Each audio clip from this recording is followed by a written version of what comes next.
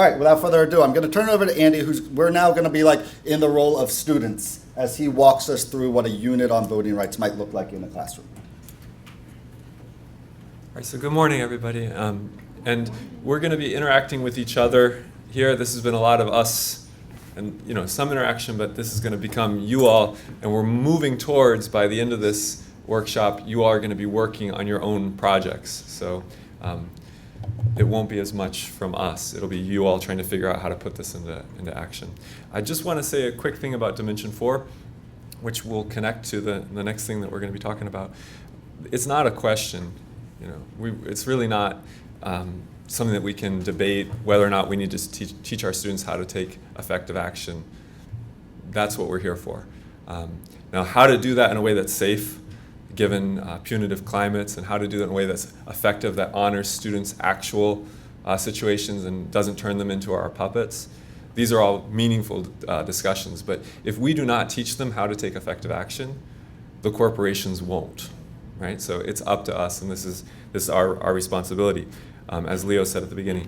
Now, if you're trying to come up with how do you get the students really engaged in a deep way with voting rights, lots of different ways of doing that, and we're going to explore a few of them. But to me, the crucial thing is that we actually stop to think about what it means and why it matters. And to me, that means that we have to think a little bit about the philosophical grounds that this is based on, and we have to return to the holy texts, the sacred texts of our culture. So we've got in your packets this document. This is from the second paragraph of the Declaration of Independence. This has wide resonance in our culture, even though most people would probably get confused if it's from the Constitution or the Declaration or whatever. A billionaire came to visit my classroom 3 weeks ago. And when he found out that the student had memorized this, he was so excited. He's a hedge fund manager. So I know we have our things against the billionaire hedge fund manager, but even that guy was so excited about this sacred text. This is a sacred text that I think is problematic, and we're going to be discussing this text. We're going to be trying to understand this text and also critiquing this text. But I think we need to start here if we're going to build a compelling question that's actually compelling for our culture if we're talking in terms of voting rights. So it's worth saying out loud. If anybody wants to take sentences, raise your hand. I also think it's worth memorizing. We hold these truths to be self-evident, that all men are created equal, that they're endowed by their Creator with certain unalienable rights, that among these are life, liberty, and the pursuit of happiness. That to secure these rights, governments are instituted among men, deriving their just powers from the consent of the governed. That when any government should become destructive of these ends, it is the right of the people to alter or abolish it. And then it talks about you could create new governments and new programs. All right, this is the holy text of our culture, and this is, I think, the foundation document that we want to start with if we're trying to come up with truly compelling questions that will get to the root of voting rights. So please take 5 minutes now. If you're the kind of person who thinks best by yourself, write down your notes on the text. If you're the kind of person who thinks best checking in with someone else, do that. Put notes, decorate this text with thoughts, questions, reactions, paraphrases, etc. We're going to have 5 minutes for you to work at your tables on this. Is that you right to them? You don't come to my brother's like, you don't come to me, then I'm coming to you. Personal fear is not of God. I think that's true. If you're going to fear is not of God. That's how I always internalize it for myself. And if you're going to fearful of everything, then nothing in this world is going to ever change. People operate on fear. Yeah, don't do it, because that's what we don't want you to do, so there is no change. And places exactly. they're going bankrupt thanks to Wall Street and like federal government in the I United had a States. question. According to who, that's objective, depending on who you are and your background. Red cabbage eaters on the left and the people of the primaries. To me, that's why we have situations in this government right now.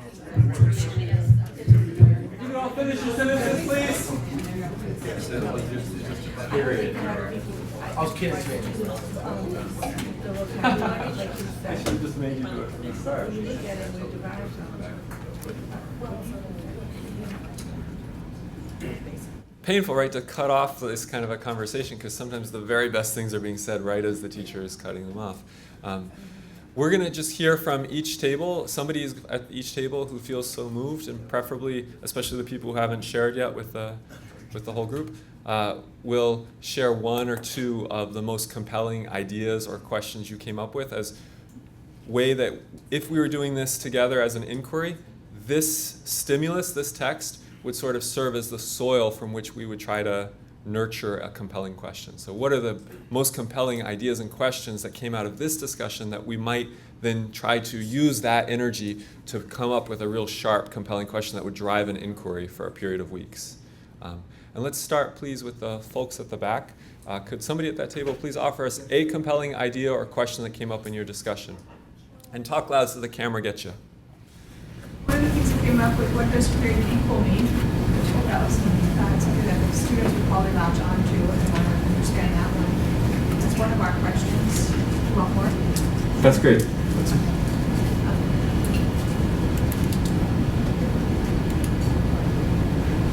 Oh, we next? Sure. Yes. Oh, okay. Our group had a few questions. I'm just going to give two. So one of them was, what are the other unalienable rights? So while life, liberty, and the pursuit of happiness are among them, what are the other ones? And the other big question we came to, whenever government becomes destructive, who determines if government is destructive, and what is the tipping point? When do you know you're at that place when government is destructive? Up front. I guess we have a question about Could you be twice as loud? what constitutes consent of the governed. Is it just voting when a lot of people don't vote and when only 25% vote? Is that consent? People don't vote in the primaries. Is that really consent? And then can we just work from the front back? One thing we talked about is who is we and who is included in we, and how have people changed that definition over time, and today who is still excluded. We talked about unalienable rights. What are they, and how far does it go? Last table. We came up with a couple of questions. One was, who or what influenced the author of this, Thomas Jefferson? And you have to look at the age of reason and the philosophers, Rousseau and Locke. We also wanted to point out to the students, or ask them in some way, we didn't really get a question or whatever it is, but this was written and it led to the revolution. Today, if our rights are being violated, do we really want to have a revolution, or is there another way to change the way things are happening, and that leads us into voting? We don't have to have a revolution all the time. If we're active, if we do something, we can vote and hopefully change what we don't like. So I think we can all acknowledge that with the power of these kind of questions and ideas, we could pretty easily build a compelling question that would sweep at least the people in this room into a real inquiry, right? A kind of a compelling question that would draw on some of these angles to bring us somewhere where we would not only have a deeper understanding, but we'd be ready to take action. We'd be ready to do something about what we came up with. I want to emphasize a couple of the key points of this text as I see it, and come back to this issue of revolution and think about how this would play out if we were developing this as an inquiry into voting rights. We don't get our rights from the government. It's very clear. We get these rights from God. Governments are here made by us. Governments are our tool. We are not their tool. Governments are our tool to protect our rights that we got from God. Right? To me, a real compelling question might be, do most Americans agree with this? Right? I don't know if most Americans do. Go ahead. One thing I talked about my group to make it relevant to today, like a very current event, is like Puerto Rico right now being billions of dollars in debt and not having any control over their own fate. So the decisions are made in D.C. You don't get to vote. So the question could be like, is it their time to like alter or abolish Right. that relationship? And if you know the history of Puerto Rico at all, the decisions were primarily made in Wall Street, at least for the first few decades. So this idea of we the people have the right to alter or abolish our own government, and that we use this government as a tool for our interests, I think is pretty profound idea that could lead us to some real thinking. Is this a principle that's only good for governments? I mean, for an issue that I raised with my students was, if this is good for governments, shouldn't it also be true of schools? Why does this principle have these rights to boss us around? Is it because we have given consent? Have we given consent to this principle?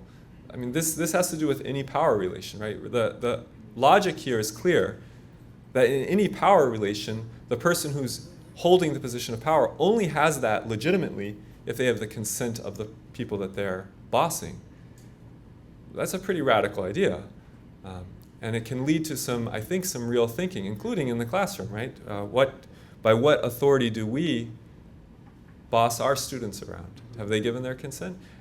Have we bothered to win their consent? Or do we just assume it? So there's different angles that you could go here. And Tim and I came up with 5 different possible routes. And we're going to just run through these as a way of getting you a chance to practice, because this is a key idea with Dimension 4 as well. If something is worth doing once, it's worth doing multiple times, because by doing it once, you did not get good at it yet. I mean, it might be that the Wildcat Strike, they had some special talents, but if they want to get really good at walkouts, they need to have multiple walkouts. And if you got to get good at coming up with compelling questions, we got to give you a chance to practice coming up with compelling questions. So the 26th Amendment was the one that lowered the voting age to 18 on the theory that many Americans, and this was also some AFT people were involved in this, many Americans were being sent off to die and especially to kill in Vietnam at the age of 18, but they didn't have a say in whether the US would be in an undeclared war with Vietnam at that point. So that was a contradiction which led to the lowering of the voting age to 18. That's a possible area that would get kids excited about thinking about consent of the governed and voting rights. We're going to ask you to please come up with a compelling question where you could spend a week or so, or 3 days, or 7 days, studying the history, the content of the 26th Amendment and that struggle in a way that would connect to these foundational concepts of American history, the consent of the governed, and also in a way that might lead them to take action. So this is the hard part. Look back at that checklist that Tim had on the front page of that packet of how to come up with a compelling question. It begins something that will get under the student's skin. And at your table, you're going to have 2 minutes. I know that's not a lot, and maybe not all the tables will succeed. 2 minutes to come up with a compelling question together about the 26th Amendment as the content, but in a way that will lead the students to actually care about this and want to take action. Please begin. Yeah, I know. I was just thinking about that as I'm looking at Compelling question. I thought it was a change. Something. I thought it was 18, but The government has something called reciprocity. I saw Snyder.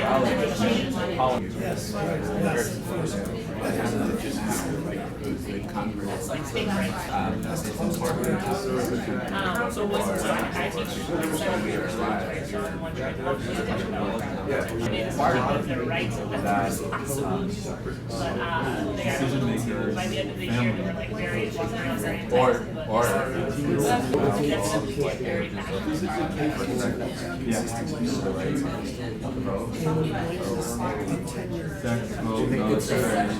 Okay, and I'm sorry to interrupt again. Could you please finish your sentences?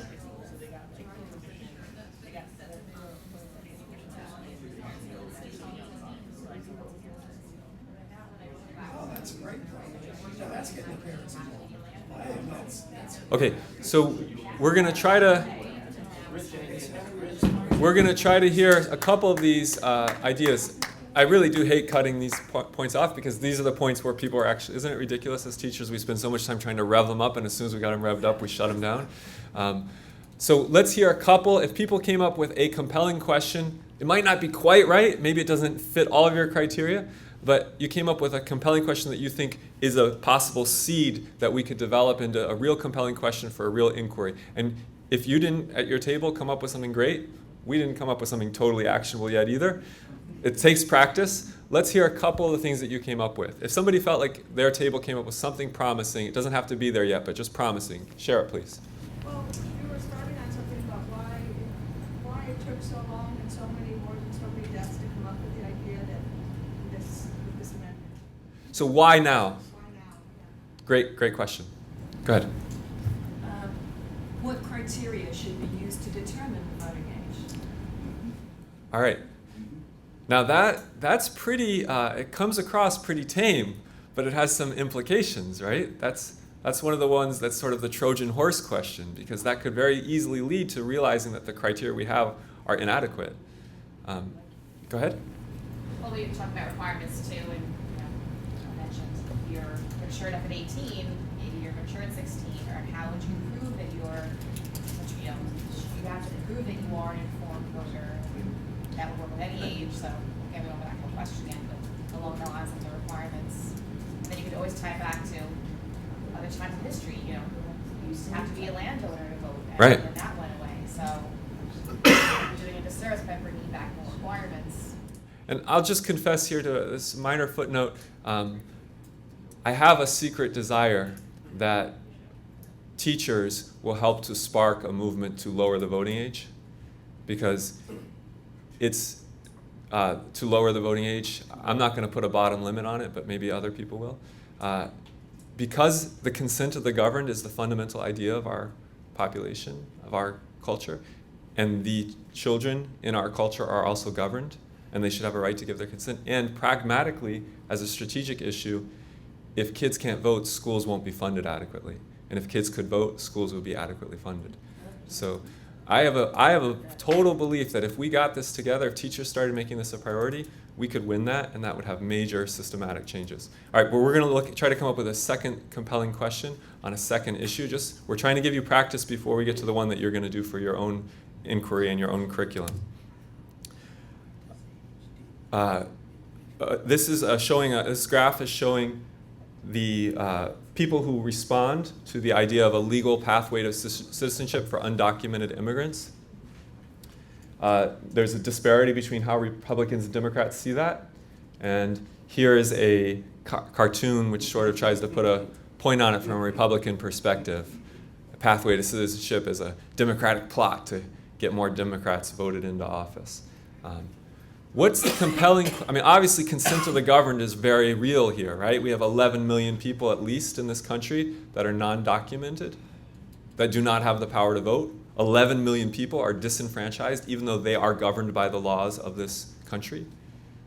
If we truly believe in the consent of the governed, how do we deal with that fact? Please try to come up with a compelling question at your table. Again, just take 2 minutes. That would hook students into, including students in white areas or students where there's not a lot of immigrants, that would hook students into actually trying to wrestle with the hard parts of voting rights in terms of undocumented immigrants. So there are places where people who are not citizens can vote in school board. On the theory that the school board has to vote all the time.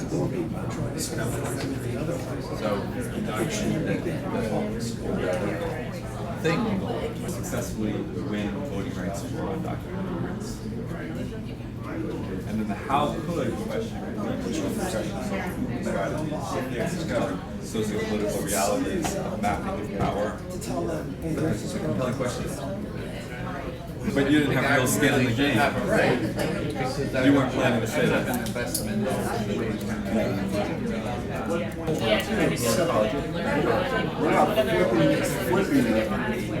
How would granting the right to vote?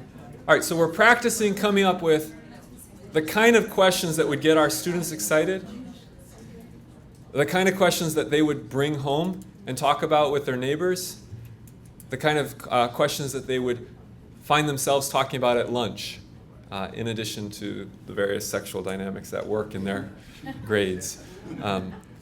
So what are the compelling questions that you all came up with that you think offer some promise? They don't have to be fully developed yet. What's maybe even an idea towards a compelling question that you came up with that you could develop if you had more time and space? Please, sir. Well, I don't know what scope it would take, but what are the benefits of allowing the undocumented to become citizens? What are the benefits to our country? I mean, that would be a wide. Pretty simple, right? Like there's a very short sentence that would actually lead to real thought. Others? Go ahead. We sort of had two versions of this. One read, at what point should immigrants living in the United States have the right to vote? Yeah. And the other was, at what point should immigrants have unalienable rights? I like the first better because the second one, the declaration is very clear. You're born with them, right? So at what point, and this is something that Leo was getting at too, at what point has a person been here and has enough of his or her own skin and hope and sweat into a country that they should, and maybe future in a country that should have a say in it? We're going to do one more practice. I'm sorry, you go ahead. I was going to say, why do people immigrate? Was the question we came up with. I think that makes you understand why all this is happening. I need that foundation and to empathize with the people who are asking questions. Why do people immigrate? All right, so that might either be a bigger question that the voting rights is a smaller part of, or it could be that becomes a smaller question to understand whether or not those people should be allowed to vote, right? So, and you'll see in the packet there's a template where we suggest that for each of these compelling questions, there's 3 or 4 supporting questions. And I'm not sure which is which there. You have to sort of figure that out. All right, we're going to skip compulsory voting, and we're going to look at the thing that really sparked all this. And this is something that the AFT has played a strong, has a strong position on, which is voter ID and voter suppression. And we all have probably are familiar, but essentially a number of states that are dominated by Republicans have coincidentally decided to require voter ID. And their Fox News is full of scare stories about people fraudulently registering, although according to the research I've read, that hasn't actually been proven to happen ever. That's because it was fraudulent, and that's why. So we have this situation where, and in Ohio, this was crucial during the Kerry versus Bush. There was a lot of discussion about if we could keep certain populations from voting, Ohio is going to go Republican. If those populations voted, it was essentially inner city black voters, then Ohio is going to go Democrat. For some reason, those polls, those voting polls closed earlier, and they had more trouble in Cleveland and other cities. And it turns out Bush sort of won, kind of, depending on how you look at it. He won Ohio, which led to a pretty major set of policies. All right, so what's the compelling question? Most of our students don't know about this. Most of our students aren't yet voting themselves. What's the compelling way of getting the students hooked into really trying to figure out voter ID in a way that will also lead to them gaining the insights and knowledge that they need to actually take action on voter ID? So please take 2 minutes. This is your last practice session. Come up with some compelling questions around voter ID and voting suppression.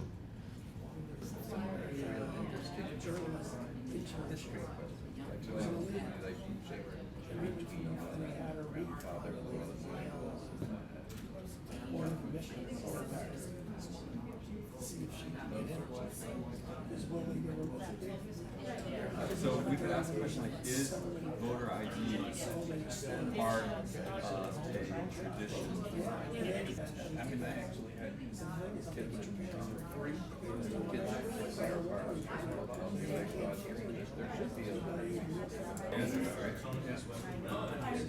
you want live. So where are we going to go live? And we're going to try to work. That's what we have to establish.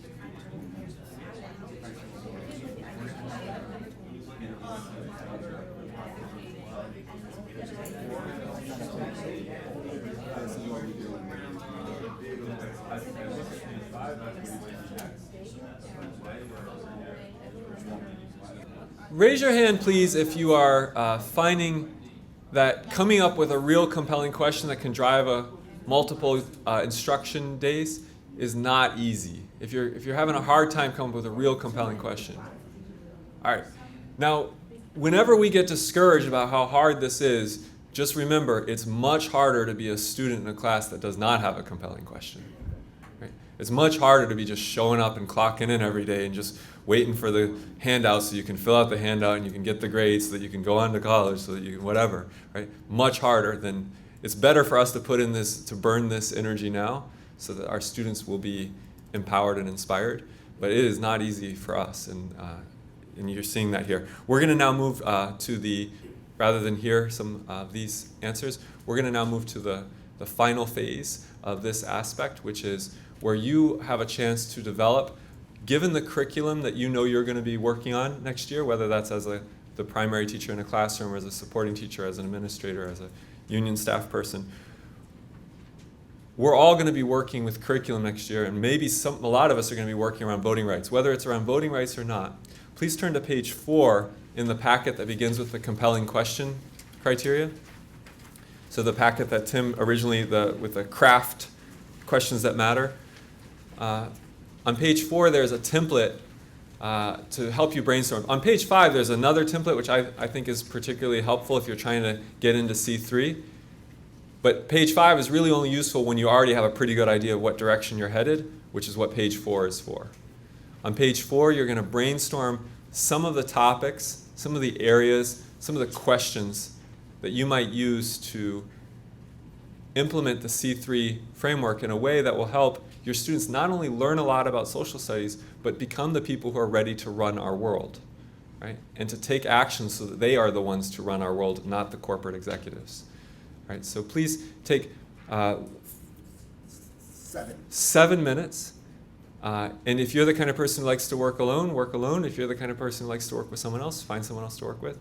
7 minutes to come up with as much as you can here. And your goal is not that you're going to plan your whole unit, obviously, in 7 minutes. Your goal is that you're going to get stuck into that unit deep enough that you got to the first problem that seemed really hard, and you wrestle with that problem. Maybe you beat it, maybe you didn't, but you come to your first problem, your first really hard thing to figure out. Okay, so you're trying to come up with compelling questions and maybe even a way of taking action around that compelling question. At least have ideas about that, so that when you leave this place, you'll be able to take this forward with you. Okay, so please take 7 minutes to work with each other. All 3 of us are going to be circulating to try to help if anybody gets stuck. I have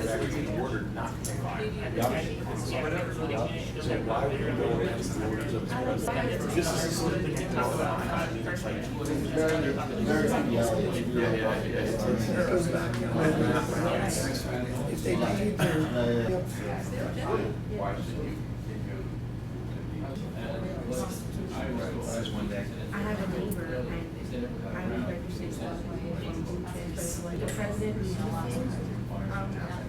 some people right now. Yeah.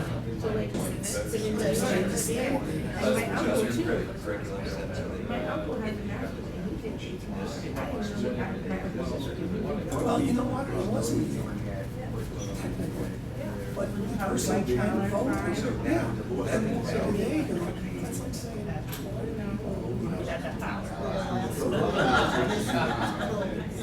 The first one is just to nowhere. Argument-based essay or a law, right? Like, proposed bill, in the legislature.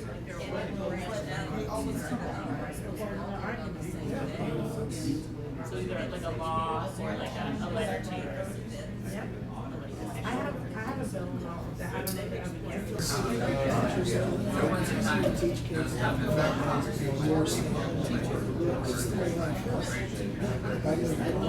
Okay, so I would suggest that a nice thing that you might want to do right now is to get email addresses of anybody you've particularly enjoyed collaborating with here, because if you're found someone that is working to collaborate, that's not often, right? Get your email addresses so you can share some ideas from this. This is big stuff, and hopefully it's been enjoyable as well as frustrating to try to figure out how to craft the kind of questions and inquiries that will get our students excited about not just learning social studies, but being ready to seize power. Seize power in either relatively safe ways. My students, we analyzed the U.S. military spending, U.S. military wars over the last 50 years. They took action. Could have been dangerous, but on Veterans Day, we had a symposium where we invited all the parents and friends and neighbors and veterans groups and also anti-war groups. And we discussed how should we think about veterans of U.S. wars. And some of the students gave workshops that were talking about the atrocities committed by U.S. veterans and arguing that these people should not be celebrated. And other people gave workshops where they were saying these people heroically served their country in a time of need and they should be celebrated. And the military recruiters that were there enjoyed it, and the anti-war people from War Resisters League enjoyed it. Right? It's perfectly safe for me to do because I wasn't pushing a particular angle and the students weren't going out in the street getting arrested. But we were raising crucial issues, we were communicating conclusions. I taught my students this year about how to create, we were learning about unions. To me, it's bogus to just teach the history of a union if you're not teaching how to start one. Right? They don't need to know what people did 100 years ago, they need to know what they can do now. So my students learned about the 1970 Postal Strike, which was created as a wildcat strike in New York City, spread nationwide, and won against Nixon, the Army, their own unions, and Congress. But then the students learned to create a union, and they created a student union, and they decided their main topic was they wanted to be able to go outside the school for lunch. And they discussed, should they do a walkout? They discussed, should they do a petition? Some students organized a sit-down strike in the lunchroom. It got real. The assistant principal had some words with me on the last day of school about what can and cannot be taught next year. I told him we would discuss it with the social studies department and the union at the same time. But it gets real. So between those two, the symposium, which is pretty safe, and teaching your students that they can shut down the school if they want to, which is not safe, but is crucial, I would argue. It's crucial that they need to know that. There's a lot of things we can do.